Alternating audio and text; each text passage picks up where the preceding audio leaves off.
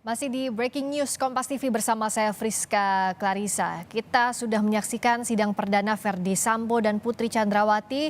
Untuk Verdi Sambo dan Putri Chandrawati sama-sama didakwakan pasal pembunuhan berencana 340 KUHP, subsidiar pasal pembunuhan 338 KUHP, junto pasal 55 ayat 1 KUHP tentang penyertaan pidana.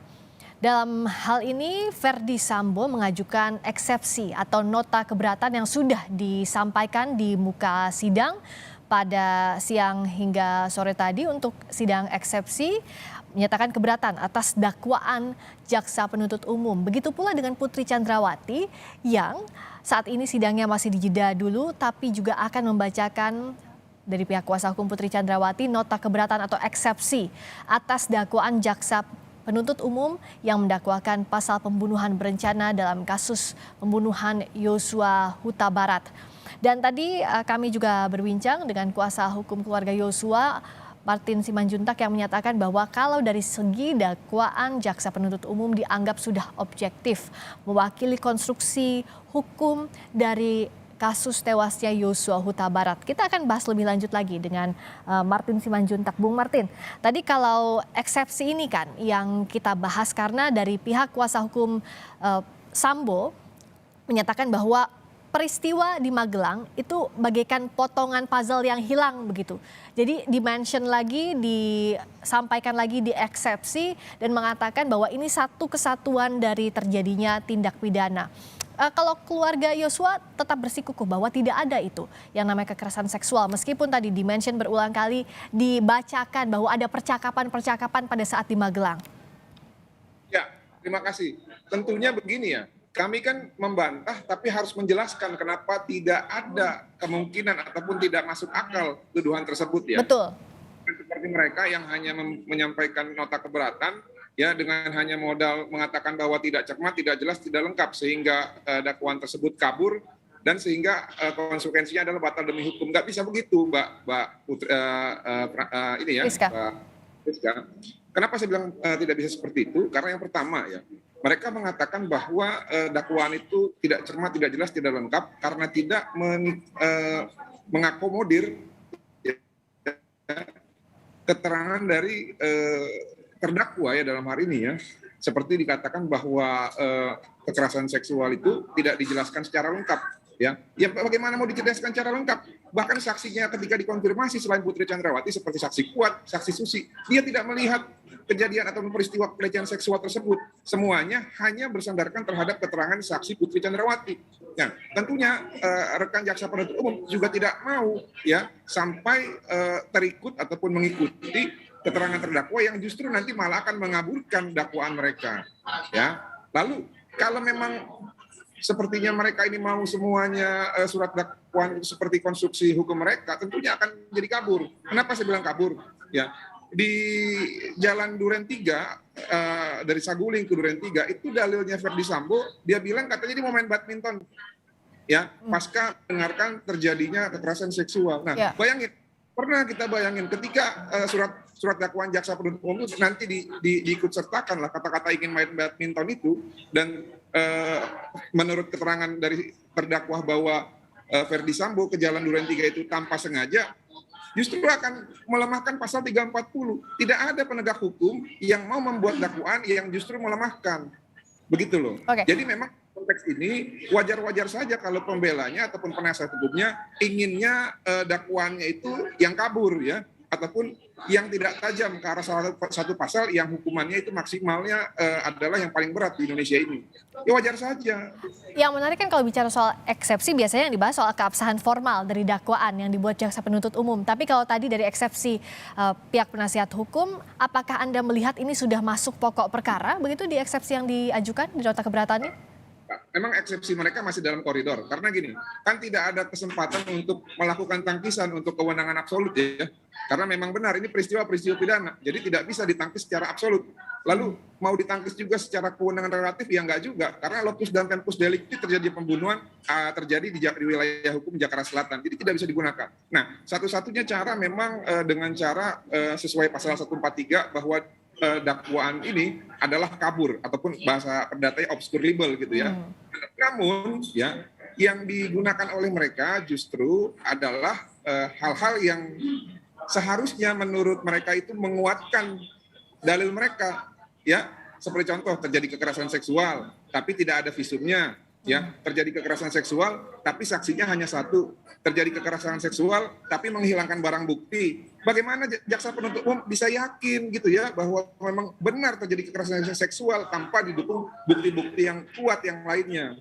Belum lagi kalau saya bilang terjadi upaya suap menyuap. Ya, belum lagi kalau misalkan ternyata saksi-saksi yang ada di wilayah tersebut di Magelang tidak mengiyakan bahwa memang mereka mengetahui kekerasan seksual. Belum lagi kalau misalkan saya bahas nanti mana ada sih orang yang mau dilecehkan seksual beberapa menit kemudian memanggil pelakunya untuk mau ya berbicara selama 15 menit. Orang kalau habis diperkosa itu pasti trauma, Mbak Priska ya. Jarang orang yang justru memanggil untuk berbicara berdua. Jadi menurut Anda tidak masuk akal apa yang disampaikan lewat nota keberatan tadi? Jadi kemungkinan besar adalah sebaliknya ya, jika dihubungkan dengan teori dari relasi kuasa. Kita harus tahu siapa ini Verdi Sambo. Verdi Sambo adalah jenderal bintang 2, polisinya polisi. Tentunya istrinya ini juga memiliki kewenangan yang tidak mungkin dibantah oleh ajudan yang hanya berpangkat rendahan gitu ya. Nah, yang menariknya begini, Anda juga kan tadi bilang bahwa satu-satunya celah ya obscur libel ini atau dakwaan dianggap kabur dari pihak penasihat hukum. Nah, bicara soal relasi kuasa tadi, dalam nota keberatan disampaikan oleh pihak Sambo bahwa pada saat di Magelang ada ancaman dari Yosua terhadap Putri Chandrawati yang mengatakan bahwa kalau jangan sampai bilang-bilang nanti saya habisi begitu nyawamu dan juga Sambo dan lain-lainnya. Anda melihat ini make sense, masuk akal? Copy paste dari keterangan di tanggal 8 Juli Mbak Friska ya. Nah, kalau ada ancaman itu ya, suara-suara untuk mengancam, siapa yang mendengar? Ya, apa buktinya? Bisa saja kalau hanya keterangan seperti itu bisa aja namanya tersangka terdakwa itu punya hak ingkar. Ya, bisa saja mereka ya membuat celah hukum untuk meringankan dakwaan ataupun tuntutan untuk kasus ini. Nah, cuma masalahnya sekarang kalau memang benar-benar Joshua itu pelaku kekerasan seksual, kenapa bukti-bukti itu dihilangkan? Sedangkan kekerasan seksual itu membutuhkan bukti. Ini justru buktinya dihilangkan. Ini yang buat kita nggak percaya. Gitu loh Mbak. Oke. Priska. Jadi kalau dari kuasa hukum Yosua bersikukuh bahwa tidak mungkin terjadi kekerasan seksual di Magelang. Begitu. Terjadi kekerasan seksual mungkin, upaya kekerasan seksual mungkin terjadi, tapi pelakunya bukan Joshua. Justru yang bisa diduga keras yang melakukan ini adalah Ibu PC. Ya, Kenapa begitu? Kenapa begitu? Yang pertama ya, saya tadi sudah jelaskan bahwa Joshua ini adalah ajudan. Ya, ajudan itu hanya mengerti kata perintah. Ketika diperintahkan dia nurut. Ya, ini terbukti ya. Pada saat Joshua ini yang bertugas sebagai ADC justru menjadi tukang setrika baju anak dari Ibu Putri. Dan kejadian masuk ke kamar itu bukan hanya sekali. Pada peristiwa pada saat Joshua menyetrika bajunya anaknya Bu Putri di dalam kamar, itu juga di dalam kamar. Seperti itu, Priska. Jadi menurut saya ya satu-satunya kemungkinan jika memang terjadi kekerasan seksual itu adalah upaya seksual harassment yang diduga keras dilakukan oleh Ibu PC sendiri kepada Joshua. Joshua memberontak, akhirnya mungkin Ibu PC jatuh. Karena mungkin dilihat jatuh, dia mungkin malu. Dia bilang Joshua yang mau berupaya untuk melakukan seksual harassment. Padahal mungkin saja yang terjadi adalah sebaliknya. Nah, sebenarnya ini semua bisa dijawab dengan clear. Jika memang terjadi kekerasan seksual itu dan segera mungkin Joshua dilaporkan di kepolisian Magelang. Ini kan enggak. Kenapa nggak dilapor?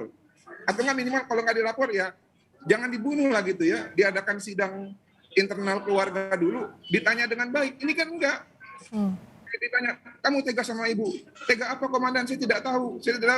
Tembak gitu kan. Masa cuma begitu doang?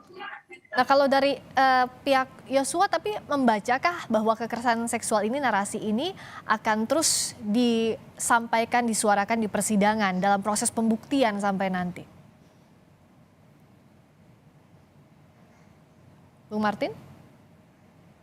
Tampaknya terputus lagi koneksi kita dengan Martin Simanjuntak.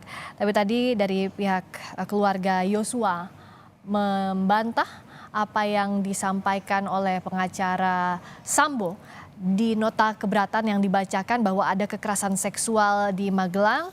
Kalau dari pihak keluarga Yosua menganggap itu tidak masuk akal. Silakan dilanjutkan Bung Martin, tadi sempat terputus. Ya, tadi sampai mana saya jelasin ya? Saya Ya, soal kekerasan seksual itu, apakah Anda juga membaca bahwa nantinya ini akan diulang di persidangan sebagai tanda kutip senjata dari pihak Sambo atau pihak terdakwa lain termasuk Putri Chandrawati? Ya, tentu ini pasti akan diulang ya. Ini pasti akan diulang karena mereka akan mencari alasan ya. Tapi nggak masalah. Selagi mereka bisa buktikan itu hak mereka ya. Tapi jangan cuman hanya membuktikan ya dengan hanya satu keterangan saksi, itu mustahil untuk dipercaya dengan kondisi saat ini ya. Kalau mereka pun mau kaitkan dengan keterangan dari Vera Simanjuntak ya itu justru nggak masuk akal. Kenapa saya bilang nggak masuk akal? Tidak ada orang yang habis mau memperkosa itu menghubungi pacarnya. Justru karena dia merasa terancam, dia hubungilah pacarnya di tanggal 7 bahwa ada yang mengancam dia menggunakan pisau. Begitu. Jadi janganlah kita nanti menggunakan logikal falasi gitu ya, seperti apa yang dicoba untuk dilakukan oleh para penasihat hukum ini dengan mensimplifikasikan ada 3 fase yang terjadi dan memutus bahwa antara fase-fase itu tidak ada kaitannya lagi dan kita harus percaya kepada omongan mereka. Nggak bisa begitu. Nggak boleh. Jadi, karena memang sampai saat ini pun Verdi Sambo bukan hanya ingin bebas dari unsur perencanaan, tapi dia ingin bebas murni. Saya bisa buktikan itu. Kenapa saya bilang kenapa sampai ke bebas murni Anda membacanya yang dicari? Dia bilang dia tidak merencanakan. Dia bilang perintah dia itu hajar, bukan tembak. Dan dia juga mengatakan dia tidak menembak. Lalu apa yang dia lakukan? Yang dia lakukan adalah hanya perintah yang salah ditafsirkan oleh Richard Eliezer. Ada nggak ketentuan pasal 340, 338 yang mengakomodir perbuatan dia? Nggak ada. Ya kalau nggak terbukti bagaimana? Bebas. Arahnya ke sana. Kalau tadi di nota keberatan atau eksepsi dibacakan bahwa justru yang dilakukan oleh Sambo dengan menembakkan ke dinding itu untuk melindungi Eliezer dari pasal pembunuhan. Anda melihat itu satu rangkaian juga dengan apa yang Anda sampaikan tadi soal bebas murni arahnya? Kalau mau melindungi justru tidak usah diikutsertakan Richard Eliezer dalam skenario mereka. Ini kan kembali lagi, ini seperti maling teriak maling. Tadi juga penasihat hukumnya juga mengatakan bahwa ya selama ini Richard Eliezer seringkali merubah-rubah keterangan. Ya dia lupa kenapa Richard Eliezer merubah keterangan. Karena mereka paksa. Bahkan sampai Brimob ya, dulu-duluan sama agennya mereka ini ya, agen polisi ini ya, untuk dulu-duluan menjemput orang tuanya Richard Eliezer. Puji Tuhan, rekan-rekan Brimob yang lebih dahulu menjemput keluarganya. Kalau enggak, ya mungkin sampai saat ini Richard Eliezer tidak akan berkata jujur. Baik. Jadi kalau terakhir, Bung Martin, Anda yakin bahwa eksepsi dari Verdi Sambo maupun Putri Chandrawati nanti akan ditolak oleh majelis hakim dan perkara akan dilanjutkan? Eksepsinya akan ditolak. Ya, karena apa yang didalilkan oleh Arman Hanis dan kawan-kawan melalui eksepsinya itu menurut saya itu hal yang lumrah saja, tapi kualitasnya ya menurut saya tidak akan bisa menangkis dari surat dakwaan rekan-rekan jaksa penuntut umum yang menurut kami sudah memenuhi kriteria baik secara formil maupun material ya, cermat, jelas dan lengkap. Kita lihat saja nanti di hari Kamis nanti ya. Baik, secara formil dan material kita lihat pembuktiannya termasuk tanggapan atas eksepsi dan juga nanti putusan setelah majelis hakim soal eksepsi. Martin Simanjuntak, kuasa hukum keluarga Yosua. Terima kasih telah bergabung di Breaking News Kompas TV.